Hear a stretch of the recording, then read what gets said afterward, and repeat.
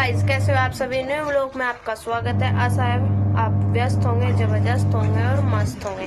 तो आज की जर्नी करते हैं शुरू। जर्नी क्या मतलब, सत्यनारायण भगवान की पूजा चल रही है तो उसका पार्ट 3 आज पार्ट 3 आएगा। जहाँ से हमने कल छोड़ा था यानी वहाँ से स्टार्ट होगा। तो आपने, आशा करती हूँ आपने पहला भी देख लिया होगा और दूसरा भी देख लिया होगा। तो जिसने पहला दूसरा नहीं देखा पहले वो जाके देखो, फिर आप तीसरे पे आना। तो तीसरा पार्ट चालू करते हैं।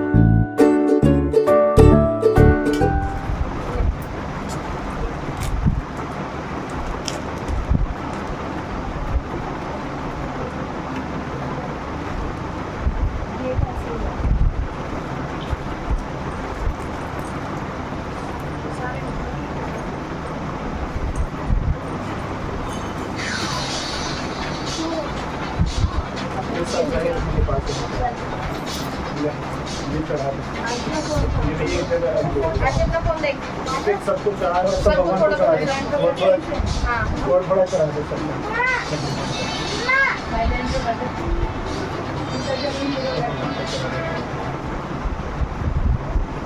सब चढ़ा देंगे।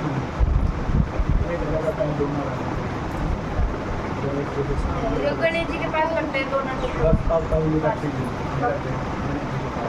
सब कुछ लगता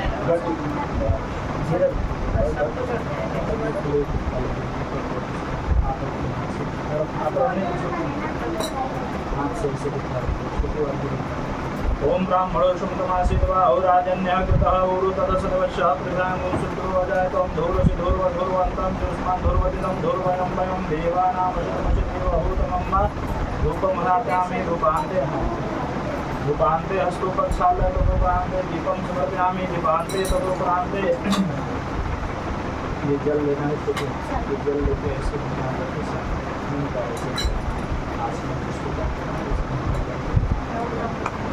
ओम नाभ्याशिदंतरिक्षपुंसीष्णोर्देवो समवर्तिता प्रज्ञां भूमिर्षः शोकां तथा लोकामकल्पयन्ना नैवेद्यं समर्पयामि भूर्भुवस्सुपूर्वं शान्तिकाभ्यां नमो नमः वायुसर्वेभ्यो देवेभ्यो नमो नमः तदोपरान्ते ये ले ले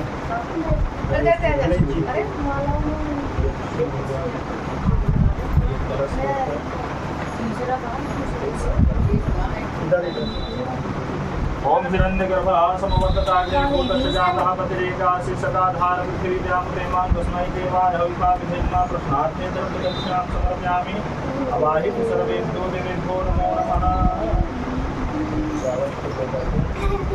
साइड हो जाओ माम, साइड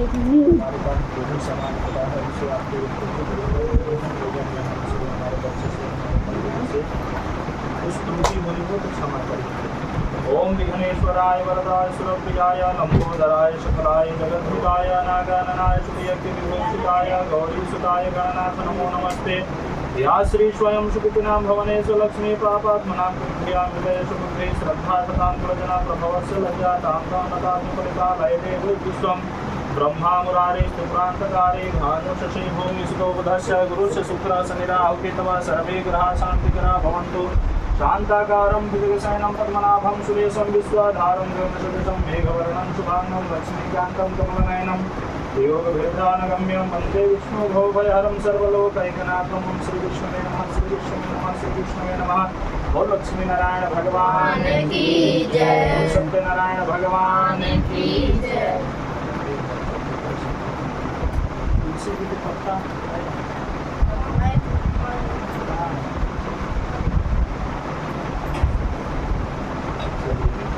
तब तक भगवान के कीर्तन कर लीजिए। श्रीमन नारायण नारायण नारायण श्रीमन नारायण नारायण नारायण लक्ष्मी नारायण नारायण नारायण लक्ष्मी नारायण नारायण नारायण भजमन नारायण नारायण नारायण श्रीमन नारायण नारायण नारायण राम नारायण नारायण नारायण श्याम नारायण नारायण नारायण श्रीमन नारायण नारायण नारायण। ओम लक्ष्मी नारायण भगवान की जय, ओम सत्यनारायण भगवान की जय। सब लोग लिए रहेंगे। जब कथा समाप्त हो जाएगा ना तो भगवान को चढ़ाएंगे। आप बोलो।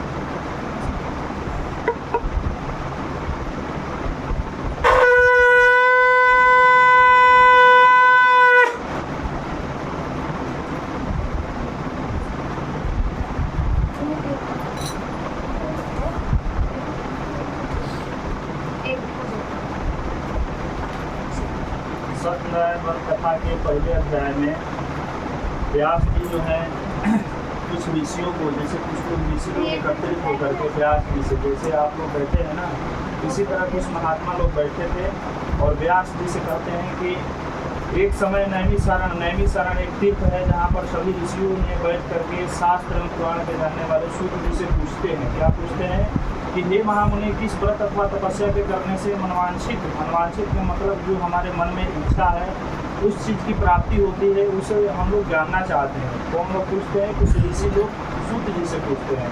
तब सूत जी कहते हैं कि इसी प्रकार देवर्षि नारद जी द्वारा पूछे जाने पर जैसे भगवान विष्णु बताए थे उसी तरह मैं आप लोगों को बता रहा हूँ।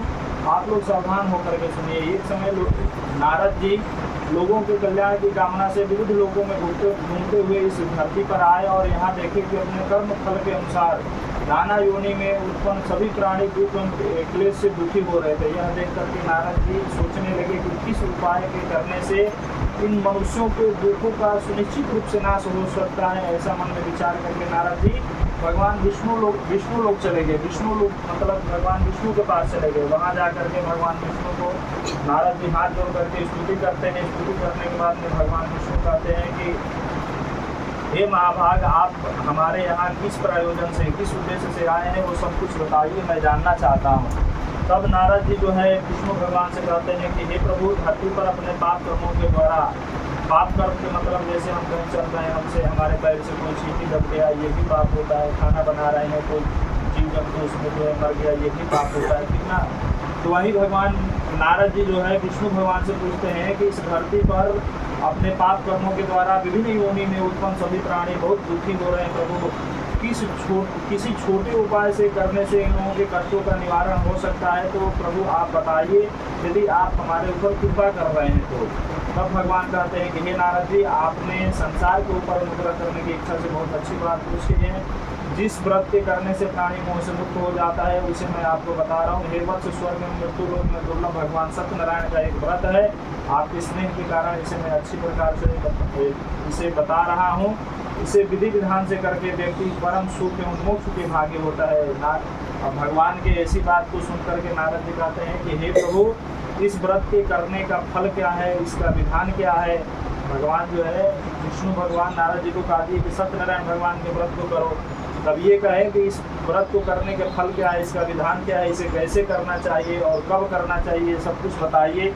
तब भगवान जो है नारद जी से सर्वप्रथम नारद जी से बताते हैं कि सत्यनारायण व्रत जो है दुख और शोक को हरने वाला है, धन धान्य वृद्धि करने वाला है, सौभाग्य एवं संतान को देने वाला है तथा सर्वत्र 10 दिशाओं में विजय प्रदान करने वाला है। किसी भी दिन भक्ति एवं श्रद्धा के साथ मनुष्य को एक ब्राह्मण को बुलाना चाहिए। अपने आसपास के लोगों को बुला करके धर्म में तत्पर होकर के भगवान के पूजन करना चाहिए। नैवेद्य में उत्तम कोट निर्गुण्य पदार्थ सवैया मात्र में भक्ति पूर्वक भगवान को अर्पण करना चाहिए। केले के फल, घी, दूध, गेहूं के चूर्ण के अभाव में साठी के चावल के चूर्ण, ये सब भक्ष्य सामग्री बना करके भगवान को निवेदित करना चाहिए। अपने बंधु बांधवों तथा आसपास के लोगों के साथ बैठकर भगवान की कथा सुननी चाहिए। ब्राह्मण को दक्षिणा देनी चाहिए तथा सभी लोगों दक्षिणा देनी चाहिए तथा अपने आसपास के लोगों के साथ बैठ करके भगवान के प्रसाद को ग्रहण करना चाहिए।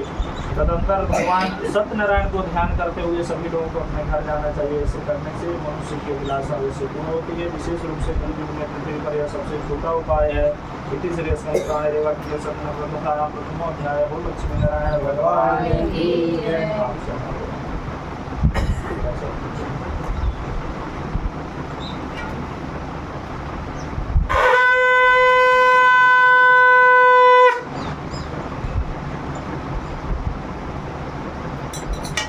जो है दूसरे अध्याय में सूत जी बताते हैं कि हे ऋषियों, अब मैं पुनः पूर्व काल में जिसने यह सत्यनारायण भगवान के व्रत किया था उसे बता रहा हूँ। रमणीय काशी नामक नगर में एक अत्यंत निर्धन ब्राह्मण रहता था। वह भूख एवं प्यास से व्याकुल होकर प्रतिदिन पृथ्वी पर इधर उधर घूमा करता था। ब्राह्मण प्रिय भगवान ने उस दुखी ब्राह्मण को देख करके एक बुढ़े से ब्राह्मण के रूप धारण करके उस ब्राह्मण से जाके कहते हैं कि हे ब्राह्मण देवता, अत्यंत दुखी होकर के तुम इस पृथ्वी पर क्यों घुमा करते हो? हे द्विजश्रेष्ठ, यह सब बताओ, मैं जानना चाहता हूँ। तब गरीब ब्राह्मण जो है भगवान से कहता है कि हे प्रभु, मैं अत्यंत निर्धन ब्राह्मण और भिक्षा के लिए पृथ्वी पर घुमा करता हूँ। मेरी दरिद्रता के दूर करने का आप कोई उपाय जानते हो तो कृपा करके बताइए। तब जो है भगवान जो बूढ़े ब्राह्मण के रूप धारण किए तो बता रहे हैं कि हे ब्राह्मण देवता, सत्यनारायण भगवान अभिष्ट फल को देने वाले हैं। तुम उनका उत्तम व्रत और पूजन को करो, जिसे करने से मनुष्य सभी दुखों से मुक्त हो जाता है। और व्रत के विधान को बता करके बूढ़े ब्राह्मण के रूप धारण किए हुए भगवान सत्यनारायण वहीं पर अंतर ध्यान हो गए।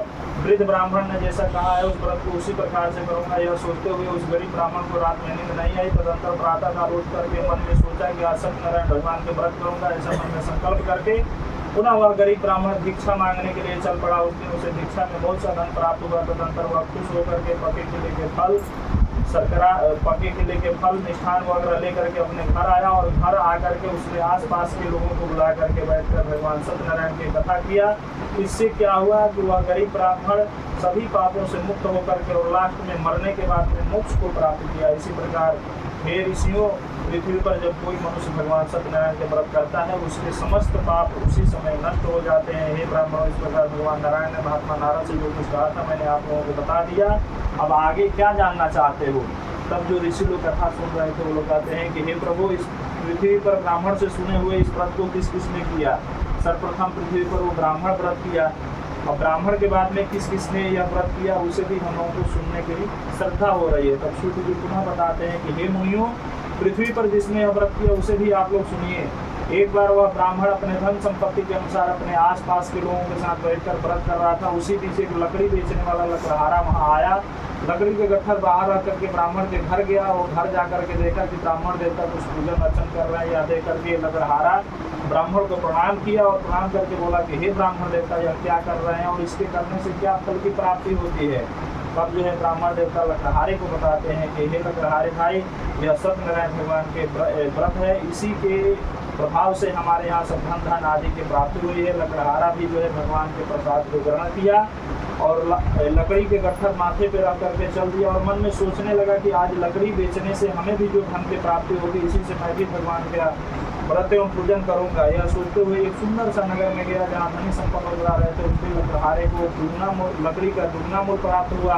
तदंतर वह भी खुश होकर के पति के लिए फल, शर्करा, घी, सब कुछ सामग्री, भक्ष सामग्री अपने लेकर घर आया और अपने आसपास के लोगों के साथ बैठकर भगवान सत्यनारायण का व्रत किया। इस व्रत से वह लकड़हारा भी धन एवं पुत्रों से संपन्न हो गया और इस लोक में अनेक सुख को भोग करके लकड़हारा भी वैकुंठ को प्राप्त किया।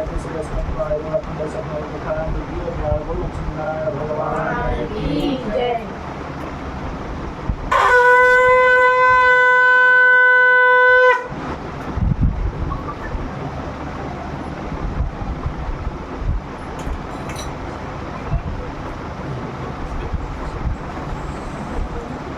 तीसरे अध्याय में सूत जी कहते हैं, हे श्रेष्ठ मुनियों, आगे की कथा आप लोगों को सुना रहा हूँ। प्राचीन काल में उल्का मुख नाम का एक राजा था।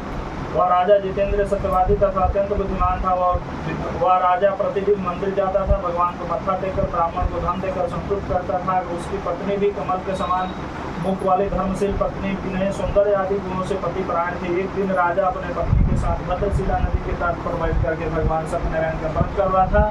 उसी समय व्यापार के लिए एक साधु वाणिक वहां आया। भद्रशिला नदी के तट पर नाव को स्थापित करके राजा के समीप गया और राजा को उस व्रत में दीक्षित देकर के हाथ जोड़ करके राजा से पूछने लगा। साधु पूछता है कि हे राजन, यह भक्तिपूर्वक आप यह क्या कर रहे हैं, कृपा करके मुझे बताइए। तब राजा जो है साधु को बताता है कि हे साधु, संतान आदि प्राप्ति की कामना से हम अतुल तेज संपन्न भगवान विष्णु के सत्यनारायण व्रत कर रहे हैं। तब जो है राजा की बात सुन करके साधु जो है हाथ जोड़कर कहता है कि हे राजन, इस विषय में आप मुझे सब कुछ विस्तार पूर्वक बताइए। हमारे यहाँ भी कोई संतान नहीं है, क्या इससे हमारे यहाँ संतान की प्राप्ति हो सकती है? तब राजा कहता है कि अवश्य ही साधु, भगवान सत्यनारायण की कृपा होगी तो आपके यहाँ भी संतान की प्राप्ति हो सकती है। ऐसा जो है सत्यनारायण व्रत के बारे में राजा साधु से बताएं तो साधु जो है व्यापार वगैरह से निवृत्त होकर के आनंद पूर्वक अपने घर आया और उसने संतान प्रदान करने वाली कथा के बारे में आकर के अपने पत्नी लीलावती से कहा और कहा कि जब हमारे यहाँ संतान हो जाएंगे तो हम लोग भी भगवान सत्यनारायण की कथा कर लेंगे। एक दिन उसकी लीलावती नाम की जो पत्नी थी गर्भिणी हुई, 10वें माह में उसने एक कन्या का जन्म दिया। वह कन्या शुक्ल पक्ष के चंद्रमा की भांति प्रतिदिन बढ़ने लगी। उस कन्या के नाम कलावती रखा गया। तब जो है साधु की पत्नी लीलावती कही कि हम लोगों के यहाँ संतान की प्राप्ति हो गया है, तो हम लोग भगवान की कथा को कर लेते हैं। तब जो है साधु अपने पत्नी को आश्वासन देता है कि इस लड़की के विवाह के समय हम लोग अपने यहाँ कथा कर लेंगे। ऐसे कह करके वो व्यापार करने के लिए आगे नगर में चल देता है। तब चल देता है। कलावती कन्या जो है पिता के घर में जब बड़ी हो गई, नगर में साधु जो है सखियों के साथ खेलते हुए कन्या को विवाह की समझ करके आपस में गणना करके दूत से कहता है कि एक श्रेष्ठ वर्ग का अवशेषण करो। दूत आज्ञा प्राप्त करके कांचन नामक नगर में जाता है। वहाँ से एक वाणिक पुत्र को लाता है। वाणिक पुत्र को देकर के साधु अपने जात घर परिवार के साथ बातचीत करके उस कन्या के हाथ उस वाणिक पुत्र को कन्यादान कर देता है। उस समय साधु दुर्भाग्यवश कथा करना भूल जाता है। पूर्व संकल्प के अनुसार विवाह के समय व्रत न करने के कारण भगवान सत्यनारायण उस साधु पर रुष्ट हो गए। अपने व्यापार कर्म में कुशल व साधु काल की प्रेरणा से अपने दामाद के साथ भी व्यापार करने के लिए समुद्र के समीप ही रत्नपुर नामक नगर में गया। वहाँ अपने दामाद के साथ व्यापार करने लगा। वो दोनों राजा चंद्रकेतु के नगर में गए हुए थे। उसी समय भगवान सत्यनारायण उसे श्राप दिए कि हे साधु, तुम्हें कठिन और महान दुख प्राप्त होगा। एक दिन चोर राजा चंद्रकेतु के धन चुरा करके वहीं आ गए जहाँ साधु और उसके दामाद ठहरे हुए थे। पीछे से दूत को दे करके धन को साधु और उसके दामाद के पास छोड़ करके शीघ्र ही इधर उधर छुप गए। इसके बाद राजा के दूत जब आए तो साधु और उसके दामाद के पास वहाँ धन पा करके इन दोनों को बंदी बना करके राजा के पास ले गए और उनसे कहे कि हे राजन, हम 2 चोर पकड़ लाए हैं, उन्हें देख करके आप आज्ञा दें। राजा ने बिना विचार किए गए इन लोगों को महान कारागार में डलवा दिए। भगवान सत्यनारायण की माया से इन दोनों की बात ने भी कोई नहीं सुनी। उस भगवान के श्राप के कारण उसके घर में जो पत्नी थी वो भी बहुत दुखी हो गई। उसके घर में जो धन था उसे भी चोर चुरा ले गए। ये लोग भी भूख से व्याकुल होकर के इधर उधर घूमने लगे। एक दिन कलावती कन्या भोजन की इच्छा से इधर उधर घूमते हुए एक ब्राह्मण के घर गई। वहाँ जाकर उसने देखा भगवान सत्यनारायण के कथा पूजन हो रहा था। वहाँ बैठ करके उसने कथा सुनी। भगवान का प्रसाद ग्रहण करके कुछ रात होने पर जब घर गई तो उसकी माँ लीलावती है वो कहती है कि हे पुत्री, रात्रि में तू कहाँ रुक गई थी, तुम्हारे मन में क्या है। कलावती कन्या ने माता से हाथ जोड़ करके कहा कि हे माँ, हम एक ब्राह्मण के घर में मनोरथ प्रदान करने वाले कथा को श्रवण कर रही थी और वहीं से ये प्रसाद लेकर के आई। जब कथा के बारे में उसकी माँ लीलावती सुनती है तो वो तुरंत ध्यान आ जाता है और भगवान को हाथ जोड़ करके प्रणाम करती है और जो कुछ भी सामान था उसी में ही बैठ करके भगवान के कथा के आयोजन करती है। इससे भगवान सत्यनारायण पुनः जो है प्रसन्न हो जाते हैं और राजा चंद्रकेतु को स्वप्न में दिखाते हैं कि हे राजन, प्रातःकाल उन दोनों वाणी पुत्रों को छोड़ दो। उनका जो